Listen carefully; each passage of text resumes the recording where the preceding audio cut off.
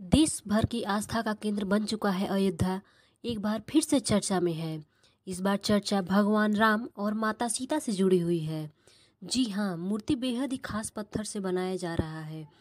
ये पत्थर 600 साल पुराना और बेहद चमत्कारी बताया जा रहा है। माना जा रहा है कि ये पत्थर अभी तक 1 लाख साल तक और बरकरार रह सकता है।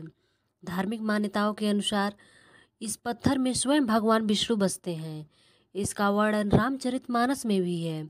राम जन्मभूमि मंदिर के प्रधान पुजारी आचार्य सत्येंद्र दास कहते हैं कि भगवान विष्णु ने ही त्रेता युग में भगवान राम का मानव रूप लेकर लीला की थी।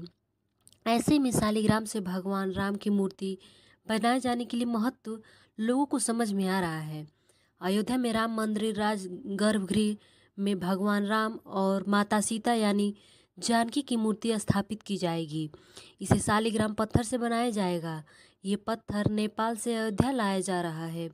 नेपाल में गंडकी नदी से 2 बड़ी और विशाल शालिग्राम शिलाओं को निकाला गया है।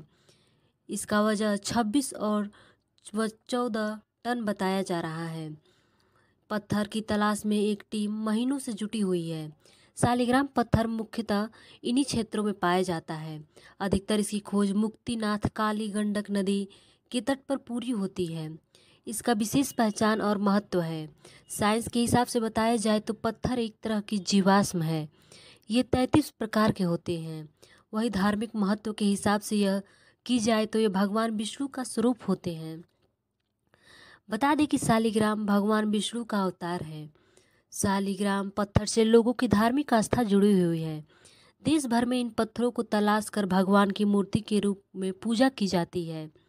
धार्मिक मान्यताओं के अनुसार इस पत्थर को भगवान विष्णु के अवतार की संज्ञा दी गई है। शालिग्राम पत्थर को भगवान विष्णु यानी भगवान शालिग्राम माना जाता है। इसे किसी भी जगह स्थापित कर पूजा करने पर वहां पर लक्ष्मी जी का वास होता है।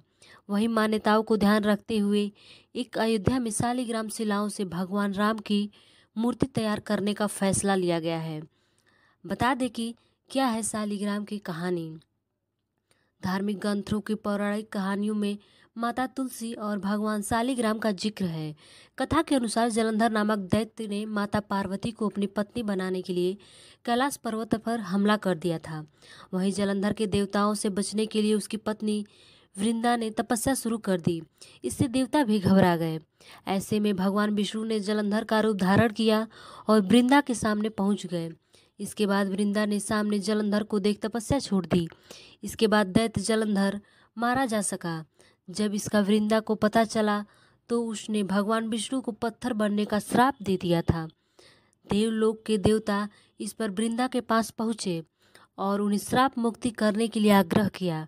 भगवान विष्णु को श्राप मुक्त कर दिया, लेकिन वह खुद अग्निशमन में समाहित हो गईं। कहते हैं कि उनकी भस्म से माता तुलसी का जन्म हुआ।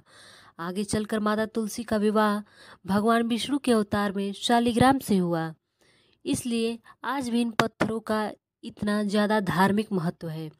आपको बता दें कि जल्द ही तैयारी की जाएगी भगवान राम की मूर्ति। राम जन्मभूमि मंदिर निर्माण समिति के मुताबिक मंदिर के गर्भगृह में रामलला के बाल्य रूप के विग्रह का निर्माण लेकर तेजी से कार्य शुरू हो गया है। इसके लिए नेपाल के काली गंडक नदी से 7 फुट लंबे और 5 फुट चौड़े आकार के 2 शालिग्राम पत्थर तलाश अयोध्या में लाया जा रहा है। मूर्तिकार शालिग्राम शिलाओं को जल्द भगवान